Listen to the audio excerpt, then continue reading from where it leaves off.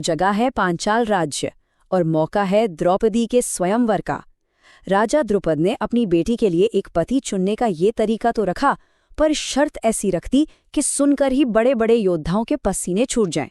मतलब ये कोई आम स्वयंवर नहीं था। और देखिए, दांव पर तो राजकुमारी का हाथ था, तो जाहिर है परीक्षा भी कोई मामूली नहीं हो सकती थी। ये तो एक ऐसी परीक्षा थी जिसमें सिर्फ ताकत नहीं बल्कि दैवीय कौशल की जरूरत थी। स्वयंवर का मतलब तो हम जानते ही हैं, जहां स्त्री अपना वर खुद चुनती है। पर ये स्वयंवर, अरे ये तो उस दौर के सबसे बड़े बड़े सूरमाओं, राजा महाराजाओं का मेला था। सबके सब द्रौपदी से विवाह करने की उम्मीद लेकर आए थे। तो चुनौती थी क्या? देखिए, सबसे पहले तो उस विशाल भारी भरकम धनुष को उठाना था, फिर उस पर प्रत्यंचा चढ़ाना। ये अपने आप में एक बड़ा काम था। और उसके बाद असली खेल शुरू होता था। एक घूमते हुए चक्र के बीच से देखकर ठीक निशाने पर एक नहीं, दो नहीं, बल्कि पूरे 5 बाण मारने थे। सोचिए जरा, कितनी जबरदस्त ताकत और कितना अचूक निशाना चाहिए था इसके लिए। और इसी पूरी सभा में ब्राह्मणों के भेष में 5 पांडव भाई भी मौजूद थे। दुनिया तो यही समझती थी कि वो लाक्षागृह में जलकर मर चुके हैं। उनकी असली पहचान किसी को नहीं पता थी। वो बस चुपचाप सब कुछ देख रहे थे। तो अब चलिए सभा के बीच में चलते हैं, देखते हैं जब उस समय के बड़े बड़े महारथी एक एक करके इस नामुमकिन सी लगने वाली चुनौती का सामना करने आते हैं तो होता क्या है।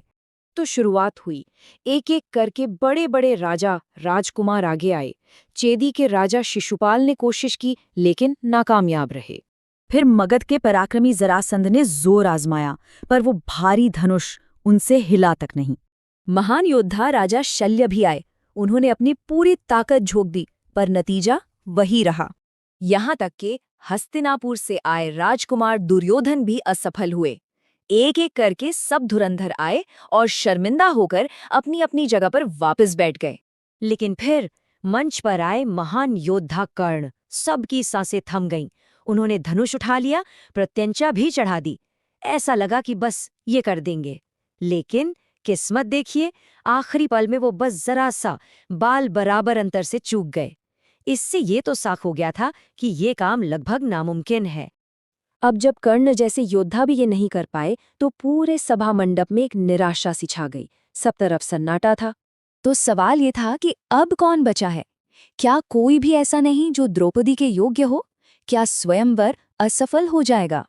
और तभी उस सन्नाटे को चीरते हुए ब्राह्मणों की भीड़ से एक नौजवान उठकर आगे बढ़ा।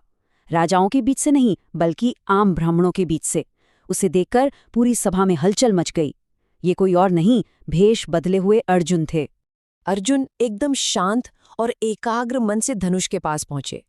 उन्होंने सबसे पहले परमेश्वर नारायण का ध्यान किया और फिर पलक झपकते ही बड़ी आसानी से धनुष पर प्रत्यंचा चढ़ा दी।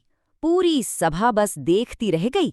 जो काम बड़े बड़े राजा महाराजा नहीं कर पाए, वो इस ब्राह्मण युवक ने एक पल में कर दिखाया। और फिर उन्होंने एक के बाद एक 5 बाण उस घूमते हुए चक्र के बीच से निकालकर सीधा निशाने पर दे मारे। लक्ष्य भेद दिया गया था और वो नीचे गिर पड़ा। बस इसके बाद तो पूरी सभा में जैसे तूफान आ गया। द्रौपदी के चेहरे पर खुशी की चमक थी। उन्होंने आगे बढ़कर विजय की माला अर्जुन के गले में डाल दी। आखिरकार उन्हें अपना योग्य वर मिल गया था। लेकिन रुकिए, कहानी यहाँ खत्म नहीं हुई। असल में अर्जुन की इस जीत के साथ ही एक नए बखेड़े की, एक नई लड़ाई की शुरुआत हो गई थी। सभा का माहौल देखिए, एक ही पल में 2 हिस्सों में बंट गया। एक तरफ सारे ब्राह्मण खुशी से झूम रहे थे और दूसरी तरफ थे सारे हारे हुए राजकुमार, गुस्से से आग बबूला। उन्हें ये बात हजम ही नहीं हो रही थी कि एक मामूली ब्राह्मण वो कर गया जो वो नहीं कर पाए। वो चिल्लाने लगे कि स्वयंवर ब्राह्मणों के लिए नहीं होता। अब माहौल इतना बिगड़ गया कि लगा कि लड़ाई होके रहेगी। और इस खतरे को भांपकर अर्जुन के भाई भीम पहले से ही तैयार थे। और उनका हथियार क्या था?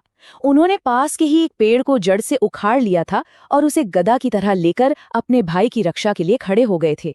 खैर, किसी तरह पांडव द्रौपदी को लेकर उस हंगामे से बाहर निकल आए। लेकिन कहानी का सबसे बड़ा, सबसे हैरान करने वाला मोड़ तो अभी आना बाकी था। जब उन्होंने द्रौपदी के पिता राजा द्रुपद को अपनी असली पहचान बताई, तो युधिष्ठिर ने एक ऐसा फैसला सुनाया जिसकी किसी ने कल्पना भी नहीं की थी।